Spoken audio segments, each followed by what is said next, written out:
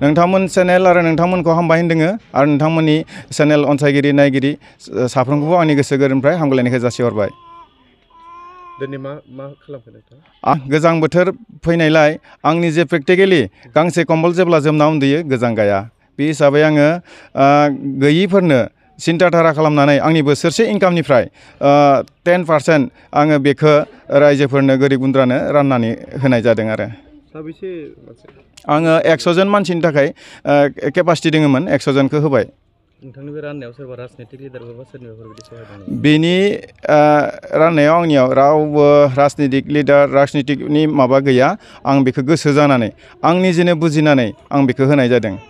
नोंथांनि गामिनिल' ना गुबुन गुबुन? बेयाव गामिनिल' नङा आरो मोनसेल' धोरोम मोनसेल' हारि नङा ख्रिस्टान हिन्दु सावताल नेपाल फ्राय गासै जाति जनगोष्ठिनोनो आं बे माबाखौ रानना होबाय आरो।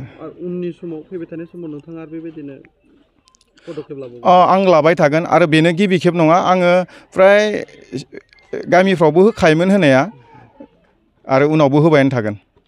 नोंथां बायदि होनो हाथावना गोबां माने बर' समाजाव बेबायदि सुबुं दङ। गोबां गोबां दङ गोबां दङ नाथाय बेखौ गोसो खालामाब्ला क्ररपति थाबाबो होनो हाया। जायहा गोसो थायो एसे थानायखौनो होनो हायो।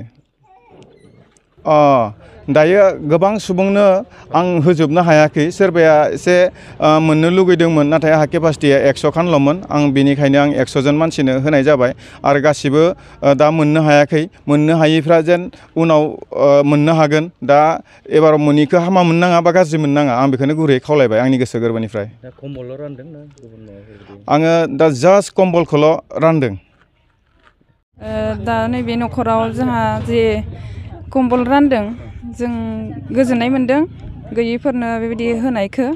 जेनेबा जों सानो होनो थाखाय नाथाय हास'यैयाव थायोमोन नाथाय दिनैनि दिनाव जोङो बेबायदि होफुंनो हानायखाय जों गोजोननाय मोनदों।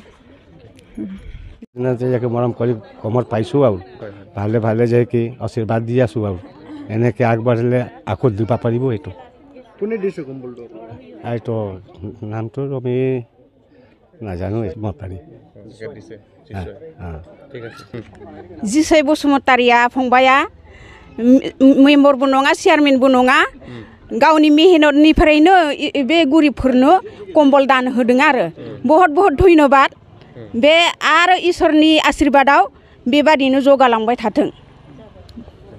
जेनेबा बे जिसय जावाया दाखालिनो खबर होदों जोंखौ थांनाय समबार गारनानै बै फैगोन समबाराव आंनाव ज' जाहैथांबाय। इसोरनि अननाय बियो माने गरिब गुन्द्राफोरखौ नुनानै माने खम्बल होदों। बहुत धन्यबाद आरो बिदिनो बोसोराव होलांनो हाथों आरो बिनि फिसाफोरा फरायदों फरायनानै मोजां जालांथों बेखिनिल' बुंना थाबाय। আমার গরিব কারণে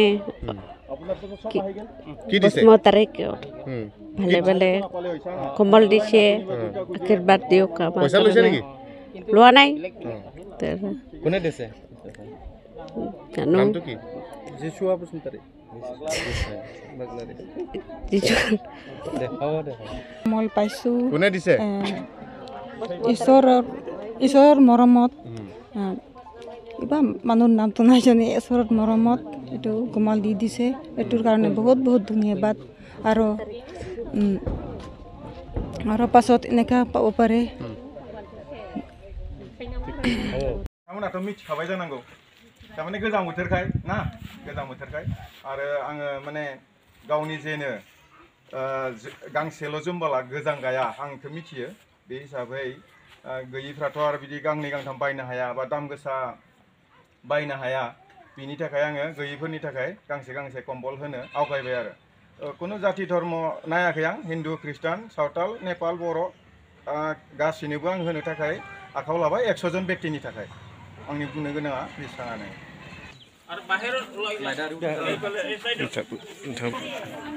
दे सासे लाइनाव फैदि।